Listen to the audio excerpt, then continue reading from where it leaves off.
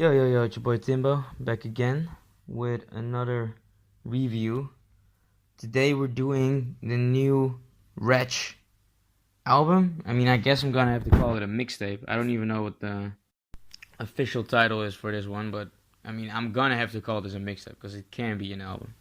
ReTcH is an up and coming rapper from New Jersey who came up under a mixtape that I really fuck with called Polo Sporting Goods. And the first time, my homie might put me onto it. And the first time I heard it, I was like, this guy has potential, especially because it was his first thing I ever heard of him. So I was like, man, I don't have anything else to go off, and this sounds really dope. It sounds like it has some real potential. After that, it's been kind of mwah for me. He had some other project called Lean and Neck that wasn't bad at all. It was better, like the quality sounded way better of the whole thing. Just sounded like there was more time put into it. But except for that, it's just been some cool YouTube videos, singles, blah blah. But most of all, it's all been, I don't want to say mediocre, but not good enough for me to say like, okay, I really wish this guy would blow now. Why isn't he bigger than he already is? Blah blah. The end of the day, I can almost only say he can only blame himself because he doesn't have enough diversity, enough creativity. It almost seems like to bring something out that really separates him from the boys. Now he's still in that lane where he's pretty much started when he was just when he just released that first mixtape, and I could almost say he only has himself to blame for that. But I thought maybe this one's gonna change from this new project called After the Verdict. And the reason, of course, he called it After the Verdict is because it was after a court case where I think he was almost sentenced to like 60 years in jail. So I was like, hey, that might be something that sort of wakes you up for a second and makes you feel like, hey, maybe there is a reason for me to be here if I'm still walking on the streets. This mixtape is sort of a mixed bag, so let's go into it and see what I think. The first song is called Dubs and Losses. The beat is super grimy. It does sound like an intro. Got some high pitched synths in the background. You got a Rock Marciano feature. ReTcH really puts it all out on the table from the first song. Goes into detail about the case. Almost maybe talks even too much about it because it's like, okay, well, you pretty much told me almost everything I need to know about it. Maybe you could have spread it out more over the tape. And the Rock Marciano feature was pretty dope. It wasn't. I don't think it was that mind blowing. I heard a lot of good about this guy, so I'm gonna check out his new project as well. This verse wouldn't necessarily put me on to him, but it wasn't a bad verse at all. It was pretty decent. It was dope. Next song is called Walkthrough. This has more of an old school beat. At this point, I'm still really enjoying the tape. Actually, you got some sort of like very soft, loopy vocals in the background supporting this, like I said, sort of old school beat, making it sound really dope. I think he even mentions Academics and Uzi Vert on this one. I think even pretty much very blatantly dissing Lil Uzi, but whatever. He's an up and coming rapper. That's not that shocking. Next song is called Party Over. It sounds sort of like he's rapping on like a repeated subwoofer bass with a broken guitar in it, but it sounds really dope. I liked it. His rhymes are kind of the same as it's been now for the last couple of tracks. Talking about the case, talking about dude he knows that's been through the court case system, shit about the shit he did back in the day, a lot of criminal shit. This song isn't bad though. I kind of like this song. Dope transition on to the next one. This song is called High End.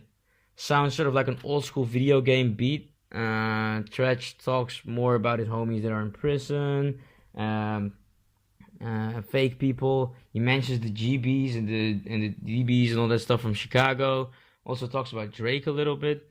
This song, I wanted to like it because of the beat. I like it when beats sort of sound like old school video game shit. But this beat wasn't even that amazing.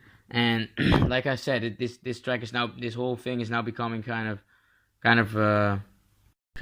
like a drag, honestly. Keeps repeating the same shit, doesn't talk about anything new. I'm sort of feeling like I'm listening to one huge song with a bunch of different beats that are on it. Even though there are dope transitions on it, and the album in itself does sound, or the mixtape does sound like one big project, I guess, and that does. I mean, I do like that, because it's a dope thing to listen to in a whole. Except for just a couple of songs are bangers and the rest is just kind of why. Like the whole thing kind of comes together. That's what I do have to say. Next song is called "Made It Out." Another grimy ass beat. A whole bunch of noises going through it, with an actual beat in the background, I guess. Not a huge fan of this one. The beat, I mean, ReTcH keeps talking about the same shit. I'm not really interested in it anymore now. The beat actually sounds like sort of like a huge noise or like a huge fog with like an actual beat, somewhere in there.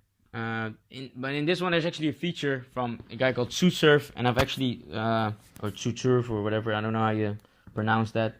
And I've actually heard about this guy, but I don't think I ever really heard anything of him. And I like him coming in there because he actually changed it up a little bit.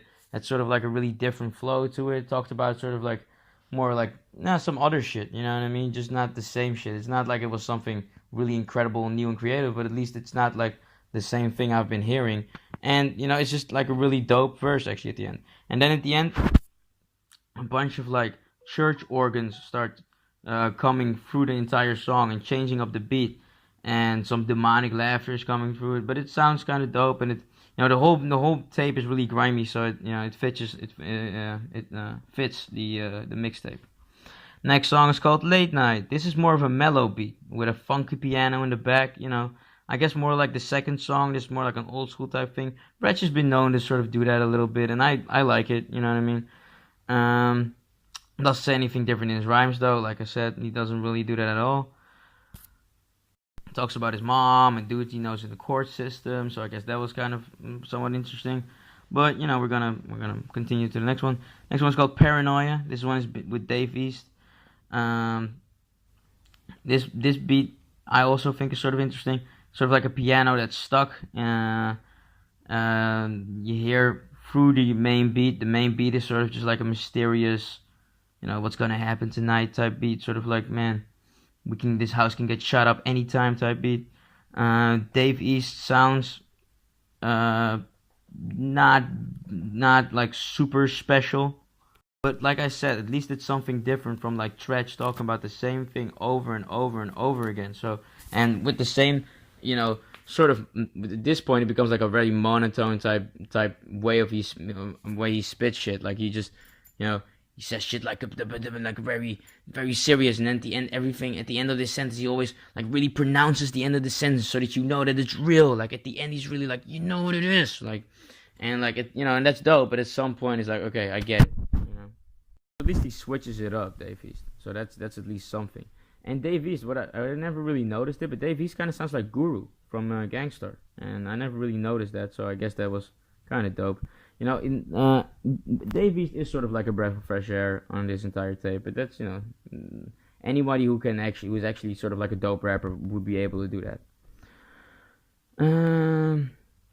And what's also kind of cool about this song is that it actually has a clear hook through the song. Like, not this guy never makes like real hooks, like real funky, like vocalized hooks, but this one actually has a hook. I feel like most of the other songs didn't really have hooks, or at least I wasn't really able to catch them.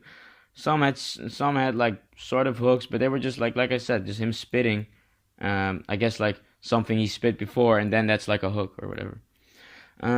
Next song is called Throwing Sets Down. Almost sounds like an Arabian beat, like kind of grimy with a flute in the back. ReTcH sort of says the same shit as he's always been saying. Mentions Tinashe through the song, I guess. Not an interesting song. Next song is called Daily Surfing.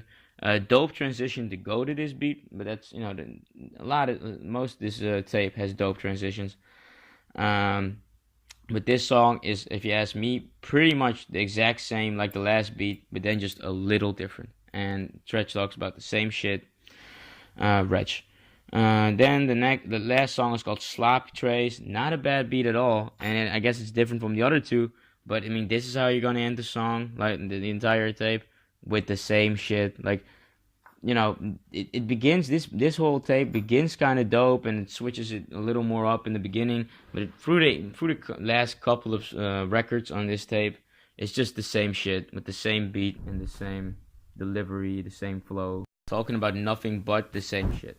And if that was like just the court case and all the little things about that, then I maybe would have even been cool with it, because it's like, okay, it's called After the Verdict. I guess you talk about that, or talk about shit that happened after the verdict. How it has changed you and how you're gonna switch your shit up. But he sometimes talks about that, but mostly it's just like, I know niggas who have done this, and I've know people who done this, and it broke my heart to see the nigga do this, and bloody bloody bloody blah. And it's like, at some point I have understood that, you know what I mean, and I hear you, but it's not infinitively interesting on a project. You know what I'm saying? This song is also short as fuck. It's barely a song. Like, I think it's maybe like 50 seconds or something, and then he ends the entire album